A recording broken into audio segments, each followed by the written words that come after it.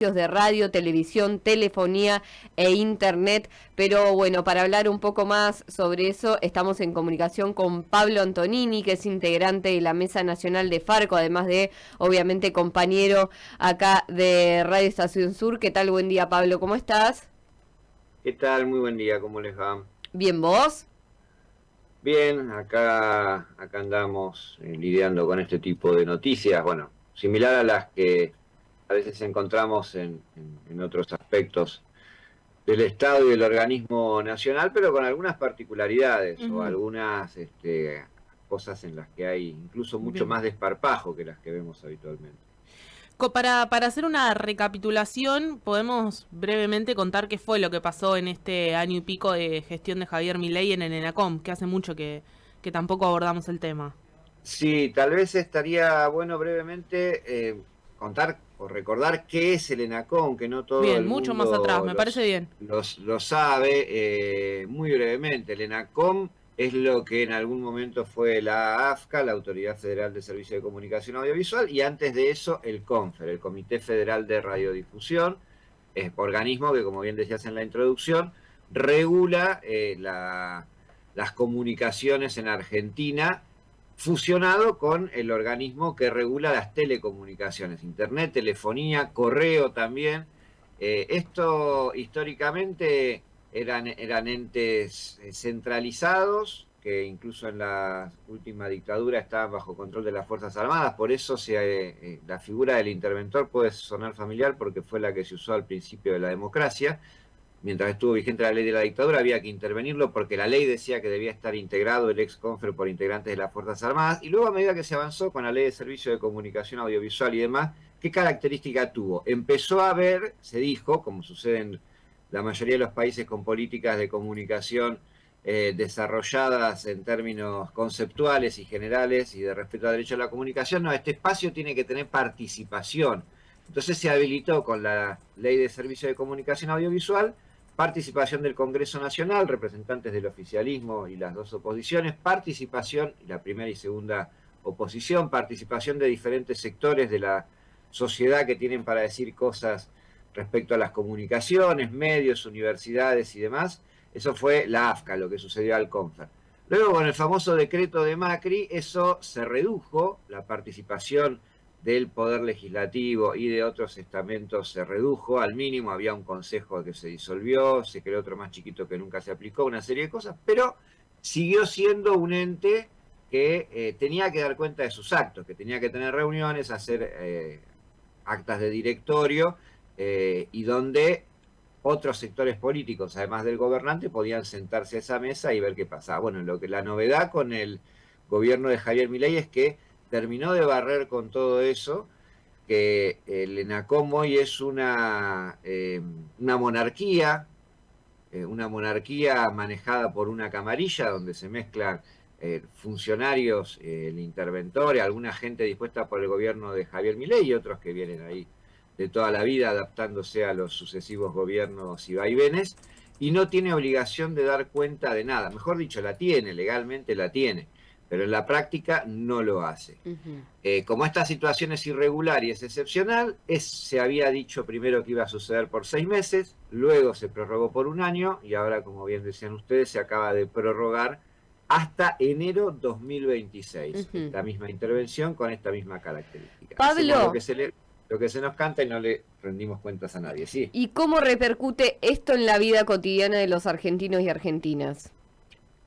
en un montón de aspectos, porque el ENACOM tiene que ver con los servicios de telefonía, tiene que ver con los servicios de comunicaciones, puede o no, según cómo se maneje, tener una presencia, por ejemplo, en la regulación de las tarifas, puede o no, según cómo se maneje, eh, demandar determinados requisitos a los prestadores de servicios, puede o no hacer cumplir las leyes.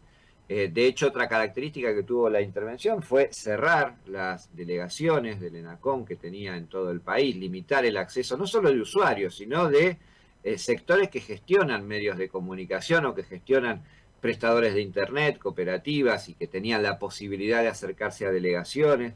Eh, Repercute en todo lo que repercute que haya un Estado presente, digamos, en cualquier otra área o que esté al servicio de las empresas que operan en esa área. Así como sucede con los combustibles, con un montón de otras cosas, hoy tenés un Estado que está al servicio de las empresas. De hecho, y eso ya viene desde el macrismo, integrado en algunos de sus cuadros por gente que viene, por ejemplo, de Telecom, por ejemplo, de Telefe, por ejemplo, de empresas que operan en el área. Entonces, mal podría el Estado controlar o hacer valer una política cuando quienes la tienen que llevar adelante vienen de esos sectores. Y en particular, en lo que hace a los medios de comunicación y a los medios de comunicación comunitarios como este, además está incumpliendo alevosamente la ley vigente que regula el fomento. Ustedes saben que, al igual que sucede con el cine, con el teatro, con la música, con un montón de actividades, hay un impuesto, lo que se llama el gravamen a los servicios de comunicación audiovisual, que este ente administra, que es lo que hace que el ENACOM funcione. El ENACOM funciona con buena parte de la recaudación de ese impuesto. Son impuestos que se llaman de asignación específicas. No se pueden usar para cualquier cosa, se tienen que usar para los objetos que la ley determina. Bueno, este gobierno siguió cobrándolos, pero al igual que sucedió, pero de forma mucho más alevosa que lo que sucedió con el cine, con el teatro, con la cultura, los viene reteniendo, incumpliendo proyectos y contratos firmados y proyectos ganados, que son proyectos por concurso para producción, equipamiento, gestión de medios, incumpliendo proyectos ganados de antes y negándose directamente a aplicar las políticas que corresponden para implementar eso estos años. Esto es un delito directamente, y lo vienen haciendo alevosamente a la luz del día. Decías recién que entraba plata, sigue entrando plata hoy, que aportamos todos los medios de comunicación a este fondo de asignación específica. ¿Se sabe, hay algún dato sobre qué pasó con esa plata o sigue siendo todo eso de lo que tienen que dar cuentas y no dan según contabas recién? No, de hecho hay pedidos de informes, pedidos de acceso a la información pública. Es mucho dinero. Vos pensás que es desde los medios más humildes como Radio Estación Sur hasta los grandes prestadores de cable, pagando entre el 3,5, entre el 2,8 y el 4,5 de su facturación. Para que te des una idea, y estos son datos que están en AFIP, el año 2024 este impuesto recaudó 302.578 millones de pesos. Perdón, 65.812 millones de pesos. El 10% de eso, que es lo que corresponde al fomento de la comunicación audiovisual, son 6.580 millones de pesos, que no están en ninguna parte. O mejor dicho, hay dos opciones, o están en las cuentas, porque además son fondos que se depositan en cuentas específicas del Banco Nación, según determinaron las últimas auditorías de la AGN. No es que van al Tesoro Nacional y quedan en un limbo junto con todo lo demás. Se depositan en una cuenta y tienen que salir de esa cuenta para la aplicación de la política. Entonces, hay dos opciones. O esa cuenta está acumulando recursos sin uso, devaluándose e incumpliendo, por lo tanto, la tarea para la que están mandatados los funcionarios que lo tienen que implementar, o se está usando para, y en ese caso tenés incumplimiento de deberes de funcionario público, o se está usando para otra cosa y en ese caso tenés directamente malversación de fondos. Esos son el los superávit del que habla Milei. El superávit del que habla Milei son esa plata. Acá el gobierno repite dos relatos que ya ha utilizado en otros aspectos, dos líneas narrativas, digamos, ¿no? Una es, no podemos aplicar porque estamos analizando, estamos estudiando cómo se implementó eso, que es la misma línea narrativa que usaron con los alimentos, por ejemplo. Bueno, acá no se puede.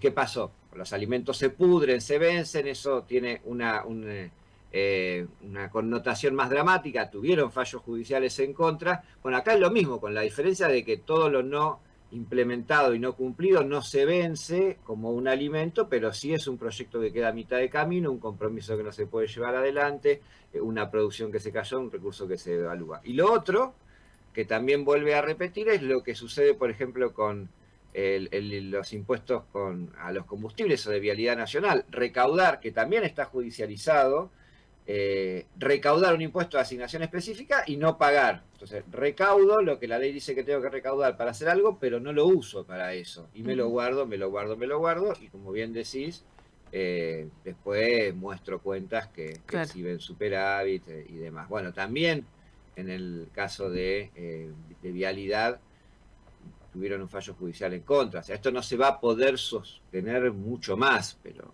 supongo yo que hay una idea de impunidad o una sensación de impunidad devenida de suponer que van a estar toda la vida, que es la única explicación de que estén en lo que refiere a los fondos de fomento concursable para medios de comunicación en esta parálisis. Es más, se han presentado acciones administrativas con pronto despacho y no están en el sistema. Vos la buscás con el número de expediente con el que se presentó y desaparece del sistema. Hay cosas insólitas. Cosas insólitas, cosas que configuran delitos, cosas que no tienen precedentes y que, bueno, entiendo que se sostienen porque hay una idea de que nunca va a pasar nada, de que nunca va a haber justicia, de que se puede hacer lo que se quiera y de manejarse, insisto, como una monarquía, como el reinado de una camarilla que viene enquistada ahí en algunos casos desde hace mucho tiempo. De manera que ese es el panorama y, como decían al principio, las consecuencias son múltiples. Son múltiples para el común de la gente que usa servicios de telecomunicaciones, que usa internet, que se informa, y son también serias para los medios de comunicación, a lo que se les está malversando recursos definidos por leyes vigentes para su funcionamiento y para la garantía de la pluralidad de voces, que es el sentido que tienen las políticas de fomento, devenidas de recaudación hecha de los propios medios, que es el sentido que tiene también, ¿no? Porque nunca va a faltar el estúpido que diga, pero entonces con la mía no. Claro, no son recursos que vienen de... Es plata que se reutiliza. Cuando compras.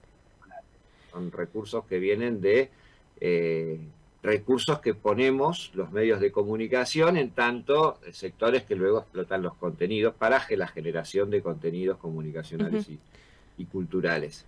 Pablo, así que bueno, ese es el panorama. Sí, me queda ahí la duda, decías, bueno, que este fondo de fomento llegaba a muchos medios comunitarios de todo el país.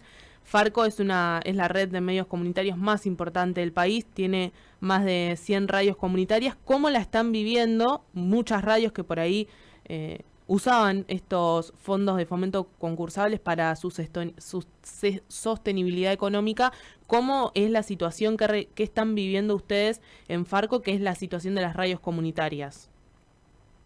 Bueno, volviendo a la analogía, hay cosas que no se vencen en términos físicos, pero sí generan consecuencias concretas respecto a la posibilidad del equipamiento, la posibilidad de la producción, cosas que quedan a mitad de camino.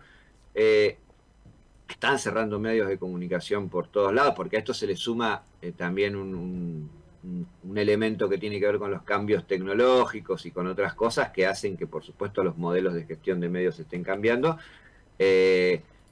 Con consecuencias diferentes según el tipo de medio. Están cerrando muchos pequeños medios, pequeños medios privados, familiares, algunos comunitarios. Después lo que pasa con los medios comunitarios cuando realmente lo son, es que tienen comunidades justamente que los sostienen, o alianzas, o digamos, de alguna manera se sobrevive. Farco cumple ahora en agosto 30 años como red.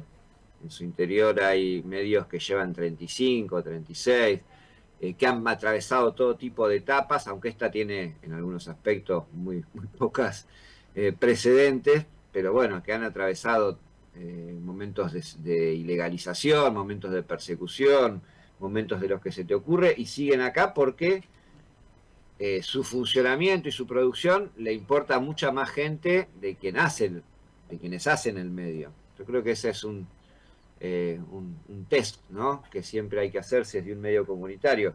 Si la radio cierra, ¿a quién le importa? ¿Le importa solamente a quienes la hacemos o le importa a organizaciones, sectores que se expresan ahí, se sienten representados, una comunidad que la banca?